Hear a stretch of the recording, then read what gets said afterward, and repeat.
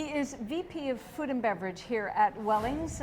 Chef Robert Mills is with us to talk about stretching our food dollars. Yeah. I know, like you, when you go grocery shopping, I'm finding what happened to the celery? Yeah. What happened to the spinach? Yep. We're changing now how we're buying food Yep. because we want to make sure we can eat, but we have to learn to stretch our dollars and be more, like little bit less sort of casual about Yeah. how we're shopping. So let's talk today about how we can all benefit from your experience, your knowledge, and make more of what we're spending at the grocery store. Yeah, so even myself, as my wife and I actually, we go shopping together now. It's something we never used to do, but it's like, let's just go together, and then that's the beginning part of it. And it's like, do we really need this item?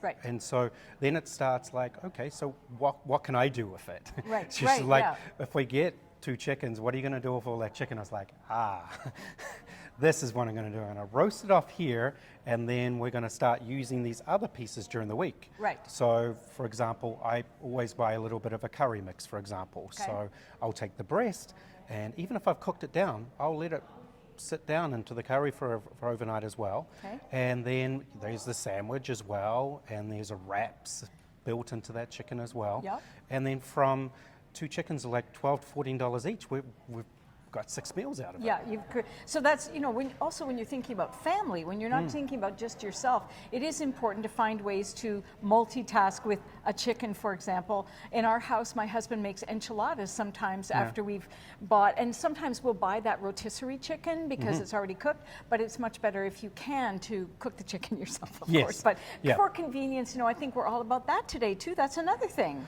Well, that's the thing, is like a lot of people want to be able to cook, but we just run out of time. Yeah. Or just the enthusiasm to get up and start doing those Right. things. So for me, is I got a couple of pork loins the other day, and it's like, well, and my daughter loves pork schnitzel, so that's one of the things it'll be used for. But what happens, because they always come in 2, and it's like, okay, why don't they just do, you know, sometimes it'll be single, but you know, for $7, that pork loin can go a long way.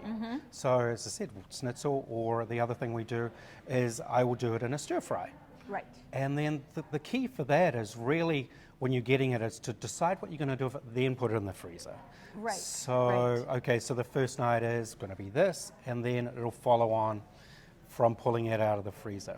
Now, you talk about going to the grocery store with your wife. Yep. You're a chef, so you have a really good understanding of how this thing works. Yeah. But for those people like me, the pedestrians, we Yeah. need to make a grocery list, right? Yes. I am a grocery list person. I go Yeah. to the grocery store and I generally only buy what's on my list. Yeah. I don't get sucked in, which is what can happen. And then you come home like you've gone clothes shopping, you've got things from all different that don't go together. So a list is really our friend, right? Yes. And then understanding maybe what your budget might be, and Yeah. sticking to that as much as possible. Yeah, and part of that story is deciding what those meals are going to be that week, but also giving yourself that flexibility. Is like, okay, well, if we're not doing this night, we can switch it back around. Right. I mean, it would all be great if on a Sunday or a Monday we could do all the meal preps for the week and Yeah. have that Yeah. Instagram moment Oh where my- it's all The perfect. pressure, Robert, the pressure ready to go. of being that organized. Yeah. I mean, you know, and people do say when you get your fresh vegetables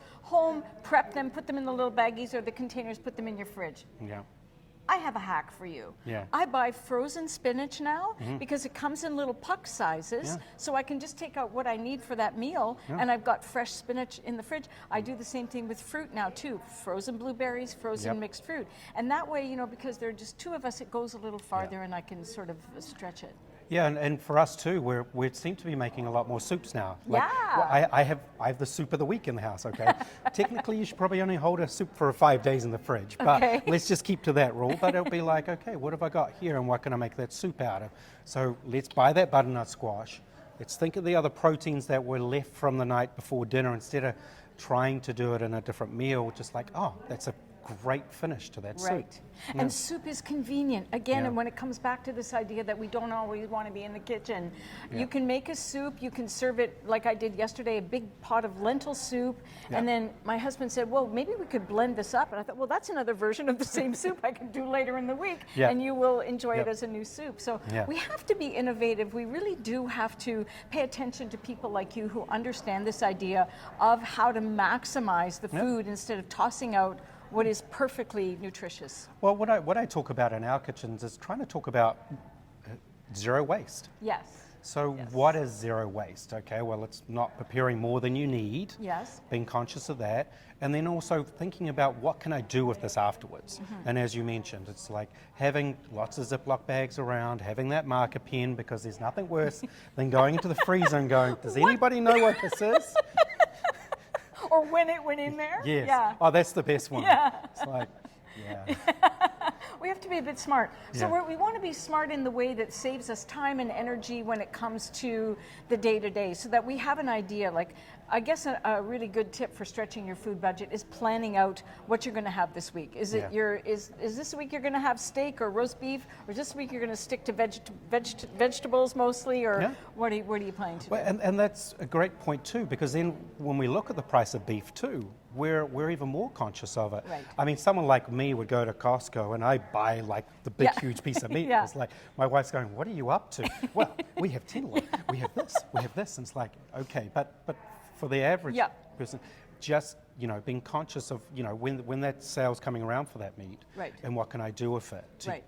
Because it's the same thing as we're talking about the pork tenderloin. We end up, if you're cooking for two people, you end up with this piece that's Yes. too much. Yeah. It's too much. So as we're saying, going back to the basics again, when you're starting to work out menu planning your week, it's like what's the other cool things I can do with that? Yeah.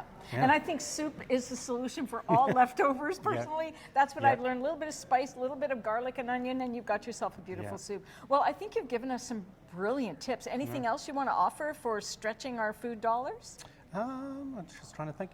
The other thing too is looking at the fruit and veg as well, and what we can do with that as far as, okay, because a lot of people don't think that you can just steam a veg, shock it in some water. So you get a really good deal on some beans, and you steam them up, and then the ice water, and then you freeze them down. Right. And that's an awesome way to hold it, because we're all thinking of buying the frozen veg, like nobody really freezes it down. Yeah, but that is a good point. And it's, some of these things too, these experiences in the kitchen can be shared with other people. I'm big on that. If you have Yeah. a family, to share that with your kids so that they understand the value of having fresh food, and that you can take care of yourself by putting it in the freezer and pulling Yeah. it out when you need it. Yeah, so we're not going to the extent of we're going to be making big batches of tomato sauce for Yeah. the year. Yeah. But there is the Yep. time when you can get a whole case of peppers, and it's not hard to roast them down and peel Right. them back Right. and freeze them. And try to make it fun. Yes, thank Make you. food fun. Yes. Robert, thank you so much for your time today. Thank you.